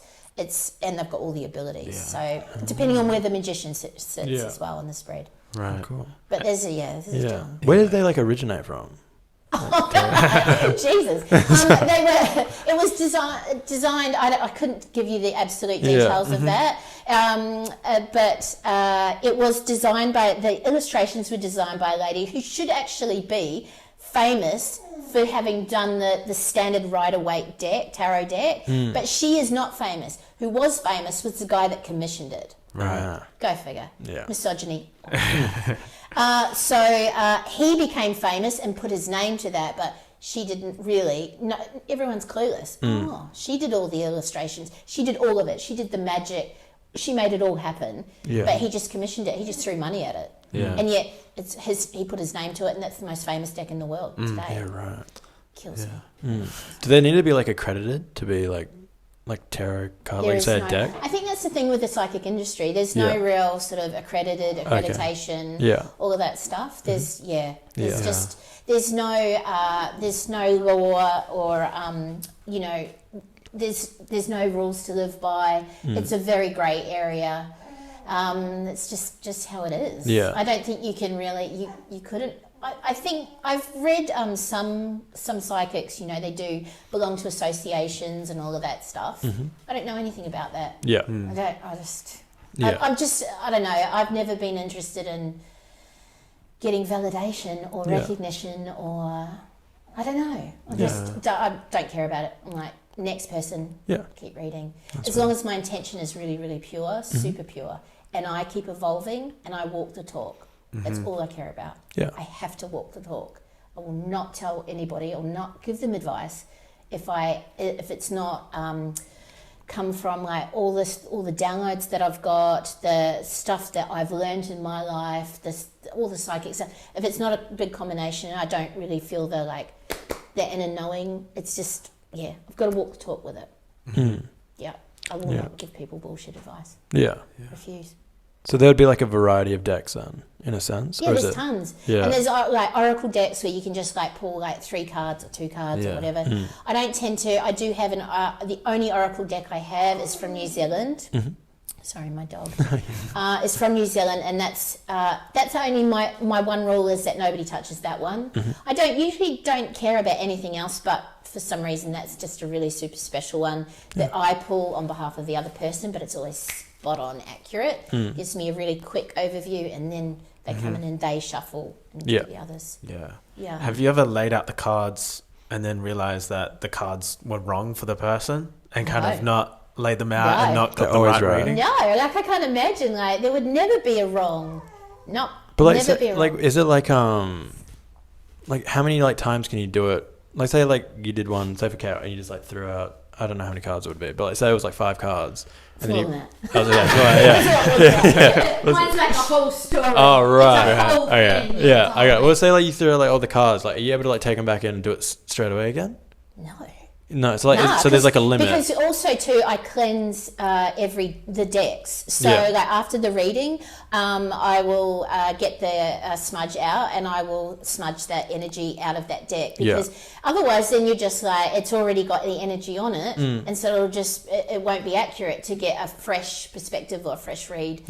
So I always smoke each deck and then I wrap them up, and they're only unwrapped in front of the person, and I don't really touch them. I just hand the deck to the person so that their energy goes on that deck. Yeah. So it's got nothing to do with so my energy is. How often or how soon after a tarot card reading could you do another one per se? Look, you could for yourself. You could do them every day if you wanted to, but gotcha. I would just do an oracle spread of a couple of cards. Yeah. Some people love to do 1 card a day, or. But I'm even with that, I'm man, that's so much self-doubt. I need the guidance, Well, you've got it all in here. And when people sit down, I say, I'm going to tell you everything today. You already know this. You already know. Yeah. That's why people go, she didn't really say much, because you already know. Yeah. But you just need the repetition to fucking go out and do it. Yeah. You need to hear it about... I don't know how many times verbally before you'll actually take action. Yeah. It's like when you're being sold a product, you need to see it, I don't know how many times statistically to actually go, oh, it comes to your forefront of your mind and you want to go out and buy it. So it's the same thing. It's repetition. Yeah. Yeah. Is it like, I lost my question. It was there. It was there and it disappeared. I know. I like had it and it was gone. Oh, for like say social media, there's like I think it was on Instagram. I saw it was like a tarot card of the day thing on like a story. That's hilarious to me. Is that bullshit? I thought yes. Oh, look, I'm just gonna say that. Look, you know, I don't care. I don't care if people slay me for this kind of shit. Well, I just don't understand like how it would work for like such a wide. How does it work? Say it's like a million people are looking at it, and they're like, "Yep, and then everyone." They go, it always cracks me out. So mostly people in America. Oh, actually, I've seen it heaps. But when they're shuffling, they're like, "If this has come up on your feed, this reading is for you." It's like, seriously, bro, really, really? No, it's not a thing. It's not a thing. I think that they're doing it to get more business, to show how good they are at reading cards.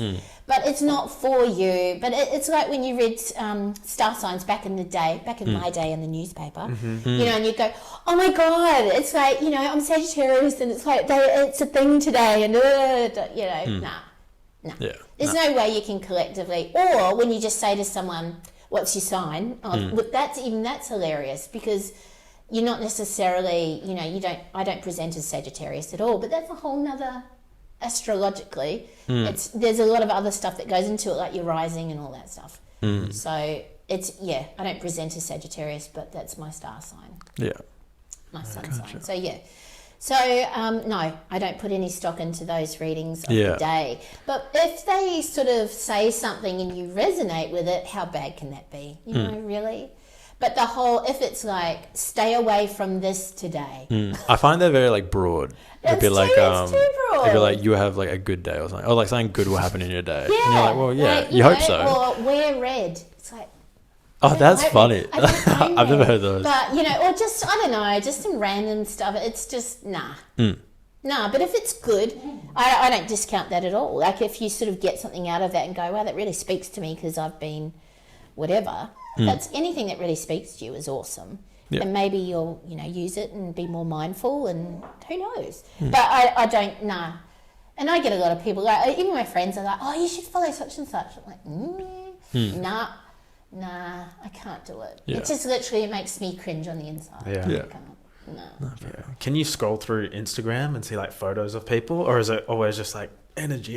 Yeah, it is like that. And I cleanse my phone all the time because there is some shit that just jumps out and I'm like, I literally feel like they've jumped into my head. Yeah. You know, especially with people who sometimes, like, I used to follow a lot of, like, you know, witch stuff and, not cold stuff, occult stuff. And they would be doing, like, if they did a spell or something, I would be like, oh, hell no. Nah. But, you know, that can even happen when I went into the the shop in, we used to call them New Age shops. That's just so back in the day. You know, like what do you call them? Like spiritual shops. Oh, yeah. Gotcha. In Midland Gate. And they were doing readings in the back. And even going into that shop. In like one of those tents? I literally have to protect myself when I go into that shop. I don't go in very often at all. But I could hear them doing like incantations and stuff. I'm like, hells to the no, that would be me tapping out of this shop. Because the energy that creates is a basic energy. It is a dark energy. And that energy does, like, if you're having a low day, you can bet that like, little spirit's going to go, cool, man. Yeah. You're having a low day. You're vulnerable. When you're feeling flat and low and vulnerable and, you know, depression, anxiety, all that stuff, you open up a bit more. Sounds weird, but you do. You open up a bit more, and then bad shit, you know, dark shit hops on. Yeah. So people, when they have a lot of, you know, mental health, like schizophrenia and stuff. Schizophrenia is really just, not just. I don't want to reduce it like that, but it is a lot of energy happening at once where they're talking. It is a legit thing. I would never ever discount schizophrenia as like, oh, they're just making it up. They're just, no way, man. They're just fully open and all the energy. And that's why they're like talking in a different world. So interesting to me. Yeah. So interesting. Yeah. So do you think those voices for people who are schizophrenic are Legit spirits and guides and stuff? Absolutely. They're like guides that are just like, and they're just, it's hectic. If you watch someone like around Midland or, you know, someone who's homeless and they're walking around and they're like talking and shouting and they're doing, I'm like, oh, dude, man, I feel for you. That's a hard life. So is a schizophrenic someone who simply like kind of can't process those voices compared to a psychic? Or what is the difference? Well, I don't want to go there too much because, you know, I'm not a mental health expert or professional, and I don't want to speak to something that, you know, is not in my realm. But I do think that absolutely that they just have energy coming at them left, right, and centre, and they cannot close it up. It's just like they are open, fully open to everything. Yeah. And some of those, and because it's a dark, like it's lower vibration energy, they're going to speak so loud, and they've got like living rent free in their head. That's literally, you know. But I'm not like, there's so much more to it, like so much. But when you watch someone who's just going through it with mental health, you can really see how they're open, and the energy is just hanging out like in their head.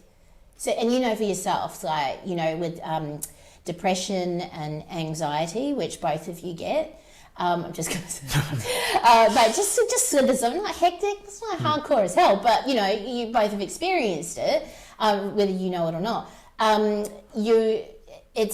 You just open more to, like, you know how like you'll have a bad day and then more bad shit will happen. You know, I say bad because you use that word, but more stuff will just keep happening. It's like it's like fuck, like it's just bad shit just keeps happening. It's because you're vibrating at a really low energy as well, like, and it just keeps going until you get it. So like to counteract that, you just need to kind of get your shit together in a way, basically. I'm not going to speak to that. You just need to get your shit together. It's not that easy. It's not that easy. But your energy does need to shift. Yeah. Your energy, for sure. Like, and things will only start shifting when your energy lightens up a little bit. But it's so difficult. That's why mental health is so hectic now. It's so hard. Yeah. Well, do you get like a lot of mental health like issues coming to you? Like, say, because like it's always like good to talk to someone. I get an interesting thing that has happened, I guess, fairly recently is I say to people straight away, also when I'm dating, I'm like, so tell me, are you neurodivergent? And they go, I don't know what that means. I'm like, are you on the spectrum? Do you know if you're on the spectrum? And they usually go, no. So I was caught up with one guy and he said, nah. And I'm like, really? Because that's not the download I've got. I'm like, damn, like I can't, you know, I'm not going to do any diagnosis, like, nothing like that. But I'm like, damn, okay. And then after a while, I said to him, so, because I cannot leave shit alone. When I get it down, I just find it really difficult. So I said, so really, you never experienced like, you know, some kind of like spectrum stuff, like, you know? And he's like, oh, like OCD, yeah. Like, there it is, boom. It's like, hardcore OCD. Yeah, right. Absolutely. Or I get like ADHD, I get that a lot. Autism, that always drops in. All those things drop in.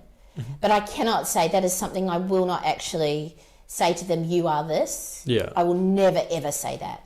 Ever, because that is planting a really negative seed as well, and it's not for me to speak from that, but I will get that download and I'll just see if they're mindful of it, and then I'll just sort of suggest to them, possibly I'll just say, you know, like they'll go, oh, it's just so hectic and I can't get my thoughts straight, and blah, blah, and I hyper focus on this and blah, blah, and I'm like, you might want to, you know, have you thought about, you know, with ADHD, or, you know, I'll kind of just introduce that and drop a little tiny seed, and then they'll go, oh, I don't know, I've never thought about it. And I'm like, shelve it, sit with it. And then I'll just go on to something else. Yeah. But, I have done that before and had people message me and say, thank you so much, because I actually have gone and got diagnosed and I'm autistic. I'm on the autism spectrum. And so I'm like, yeah, cool, man. That's awesome. I'm really happy for you, because that's going to start to strip a lot of shame out of your life that you've experienced forever by just being yourself and, you know, not being neurodivergent. And that's a hard gig. It's a tough gig when you don't know. Yeah. And now you know, and cool, you can get some more strategies. Yeah. Well, yeah, I guess it's like all about knowing, really, isn't it? Yeah, all of it. And then you can put like actions in towards it. Yeah. To get it better. Yeah. So, yeah, interesting. Yeah. Crystals. Are they beneficial? Oh my God, come on. Of course they are. I gave my daughter one today. Literally, I picked up she's really, 15, going to high school. It's a survival of the fittest. It's a zoo. Yes, they are a thing, absolutely. And I will also, you can see why I've got this one here. This is for you too. Just generally because your guides were saying they need to focus a bit more. They're a bit too too many ideas. They're ideas boys. They just need to fine tune it and get it and get more direction and more intention with it. So this is clear quartz. Clear quartz is for focus. So that's why that's sitting there by you guys. I always do that. When they come for a reading, I just know I get the download of what crystals they need. You'll find, for me, I've always been able to pick up a crystal and feel it, and it feels like electricity. Yeah. That's a standard thing for me. But that's also, so anybody can have that, but you just really have to focus on practicing that. So sitting with it, and it will start to feel a bit warm, and your hand will tingle a little bit, but you've just got to be open to it rather than going, oh no, that's not a thing. Yeah. With any spiritual stuff, oh no, that's not a thing. Your logical brain kicks in and shuts everything down. So for me, you just keep going with it. You just keep going. You don't question. The less you can question, the better. Get in your feelings and just keep going with it. So yeah, you'll find when you hold a crystal, it starts to get really warm really quick. Yeah. Yeah. Do any crystals have any bad bad stuff? Well, no, they're not. Can you plant a crystal on someone and they'll just have bad times? Yeah. Oh, you can? Absolutely. That's terrifying. Yeah, that is terrifying. That's so scary. That is terrifying. No, so if you so I would never ever suggest to anyone to handle moldavite. So moldavite looks like it's been dragged out of the swamp. It's green and dank, and it's just it's a murky looking stone. Yeah. It's sold often. People buy it because they're oh cool, I've seen this on TikTok or whatever. It is a dangerous stone in the wrong hands, because it literally is directly related to, I'll just say the Tower card in the tarot deck, burning your shit down. It will explode your world. It's like a grenade. And if you're not prepared for it, oh my Lord, it will just blow everything up that's needed to be blown up, but all at once. Yeah. Right. It's really hectic. Yeah. So even when I got, I mindfully bought some moldavite. I'm I'm ready to take that on. Let's do this. Let's go. And I got only a small piece. You don't even cleanse it. It's hardcore. It's really ancient. You can put it out in the sun to activate it when you first get it, and then you wear it, and you only wear it for a small amount of time. My life straight away, literally, and because I'm really mindful of it and I'm doing it mindfully, literally within a couple of hours, my shit started blowing up a lot. I was crying. I was oh my God. It's hectic. It's a lot. There was a lot. And it was childhood trauma stuff coming up that I hadn't dealt with. And it's just stuff that comes up that you're not dealing with or don't want to deal with. Moldavite will just force you to deal with it. Yeah. So, and there are heaps of crystals that are ancient, really heavy energy, but ancient. And yeah, they do definitely do stuff, but awesome as well. I love crystals. Oh, yeah. But you don't need it. You don't need loads. I can't go into a crystal shop for too long because I start sweating. It's too much energy. It's walking into an electric field. It's it's a lot. What about diamonds? Did they do anything or no? Well, you can get Herkimer diamonds, which are a quartz-based diamond. So you can get those, but no, not so they have to be crystals. Wedding ring diamonds. The only thing I would say about diamonds is how they're mined. The energy that comes from that. Yeah. Blood. blood diamonds. Yeah, exactly. I'll just say that. Yeah. So, it's like how that's mined. Wouldn't rave about that. Yeah. Wouldn't recommend. So would gemstones be...